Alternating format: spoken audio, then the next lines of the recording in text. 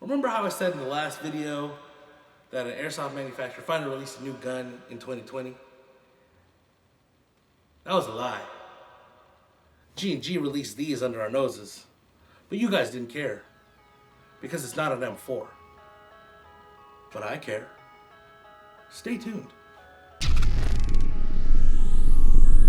Before we get started, I'd like to remind you to hit the subscribe button if you haven't already. If you enjoy watching our content, show us some love by liking the video, and ring the bell to make sure you get notified whenever we drop new content. We appreciate you all.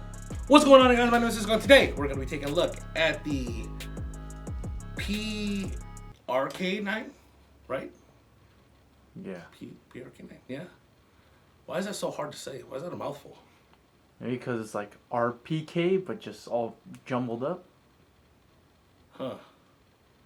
They might have been dyslexic like me. Anyways, today we're going to be taking a look at the PRK 9 series from G&G. Alright, you guys, like I said, this is a new line from G&G in 2020. It is a 9mm styled AK platform.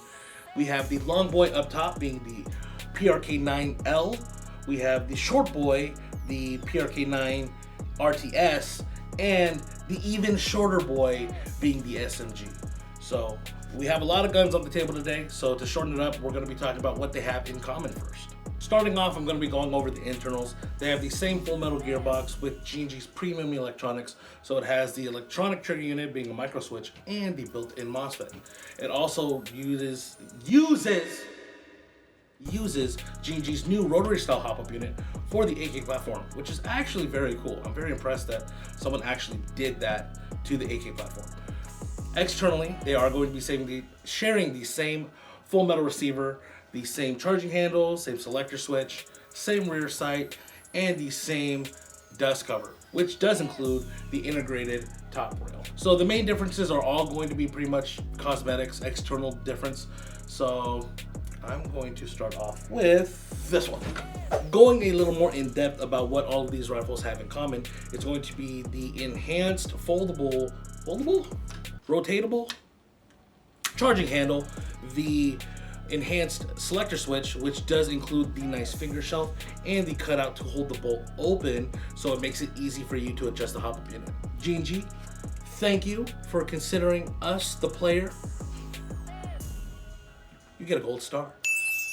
Another thing that they have in common is going to be the paddle style AK release, or magazine release, the ergonomic pistol grip, and the hinged dust cover, meaning that it is bolted into place, so when you go to open and install your battery, it just stays on the hinge, it doesn't come off, so you're not having trouble in the field, you know, with your AK friends say, hey, look at this M4 user running the AK, he can't get the dust cover on. Loser! That sounds like oddly specific. Like, did you have like a traumatic experience in the past?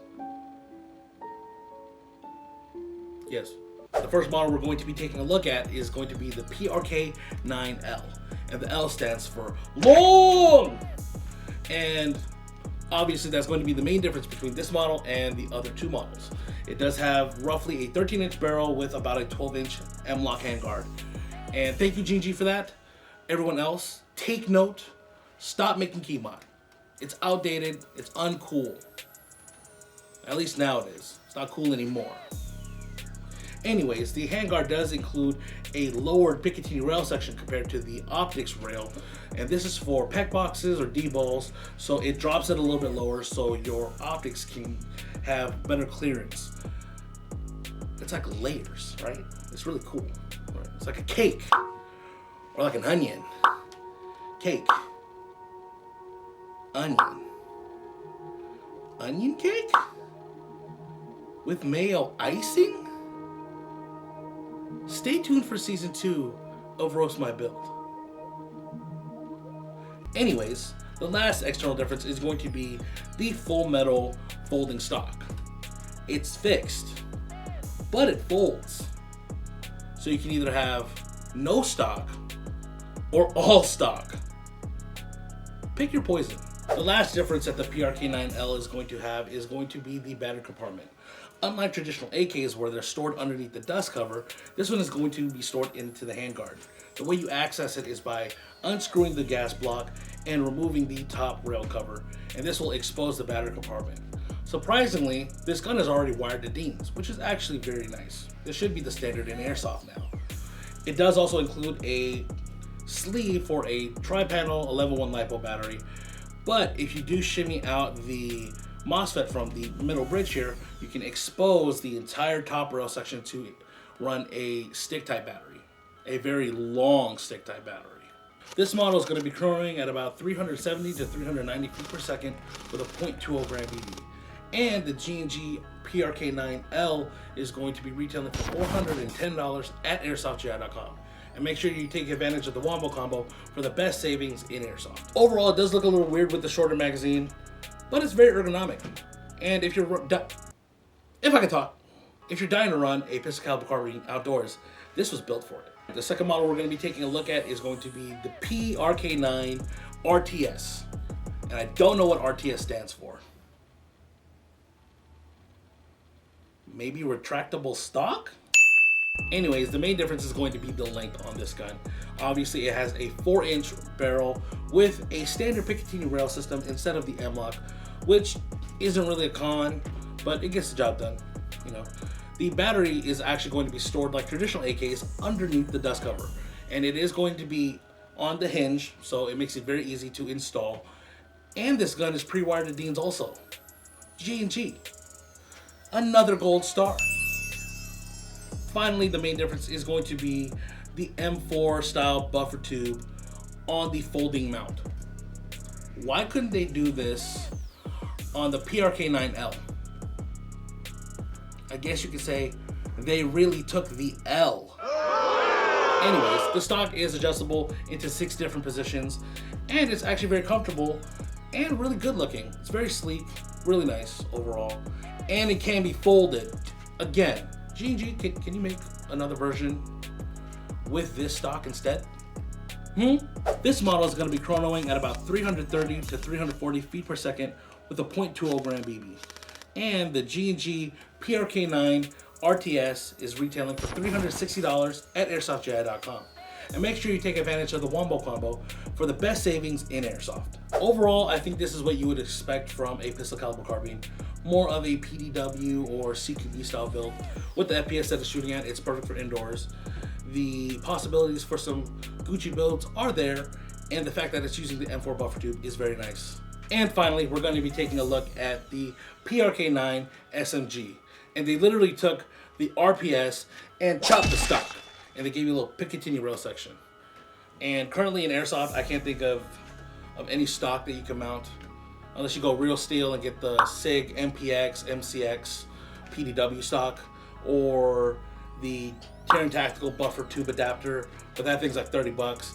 And then you got to spend another 20 bucks on like a real buffer tube, where you could just pay $20 to get the G&G RTS. So, or you could be like Boaz and mount a vertical grip. Because why not? At the end of the day, this is a chopper. So empty your wallet, give me your money.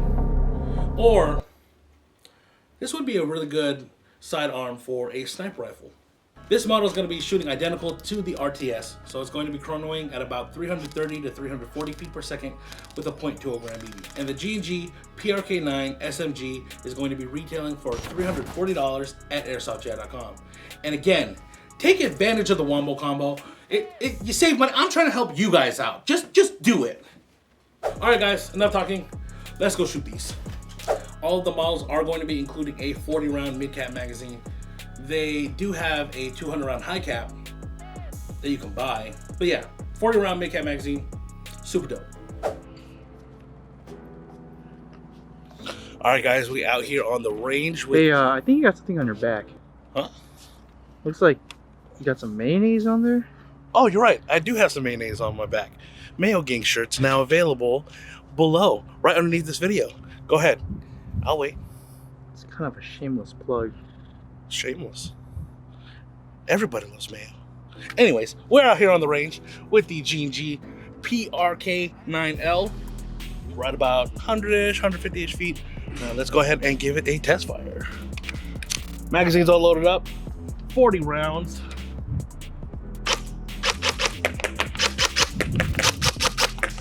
So far, very crisp. I have an 11-1 LiPo in here, 20C dump. Very nice trigger response. Not gonna lie, 40 rounds is not a lot. The accuracy, it's a carbine length barrel, so right here is gonna be good. I'm surprised how well this hop-up works actually. Due to it being a rotary style, even though the AK hop-up unit was already like good, because you're able to fine-tune this a little bit more, it just makes it a little bit more precise. I'm using 2 5s. I can't really see anything right now because there's no battery in the optic, so I'm kind of just eyeballing it. Now that was definitely 40 rounds, but I have one more. Let's check the rate of fire with this last bag.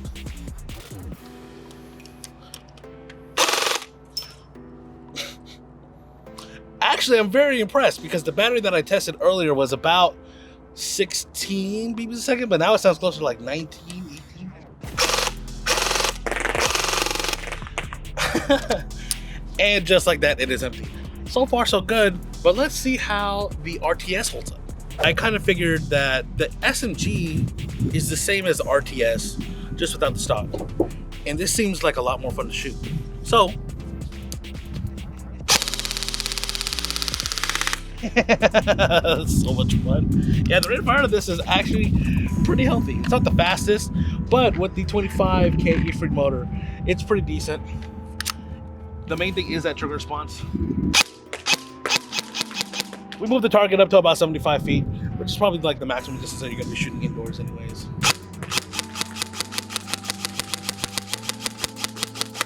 It's so snappy. I love it. Just, please. Like, you could do like a 60 at least, G&G, or maybe like, you could utilize the space. There's a lot of space in here. Like, let's increase the mag capacity. 40 rounds is way too quick. I know you guys have that 200 rounder, but mid caps are just so much more fun. It is a little bit harder to aim, obviously, because there isn't the stock. So the RTS, you will get a little bit more stabilization. But this was fun. Well, let me do the Kevin style. Pretty cool. All right, guys, I do believe the G&G PRK series is a little pricey, but it's well worth it. I do believe you get what you're paying for. An overall solid external build, very nice looking, and solid internals. The electronic trigger, the 25K motor, and the micro switch do give you great trigger response. The rate of fire, it's alright. You know, it could be better, but it gets the job done. It's pretty healthy.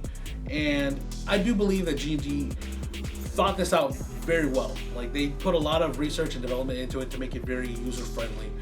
And at this point, I'm just muttering. Make sure you guys check it out at AirsoftGI.com and take advantage of the Wombo Combo. I am tired of talking about it, okay? So you guys just go to AirsoftGI.com, pick one of these up, and save some money. I'm doing it for you guys, okay?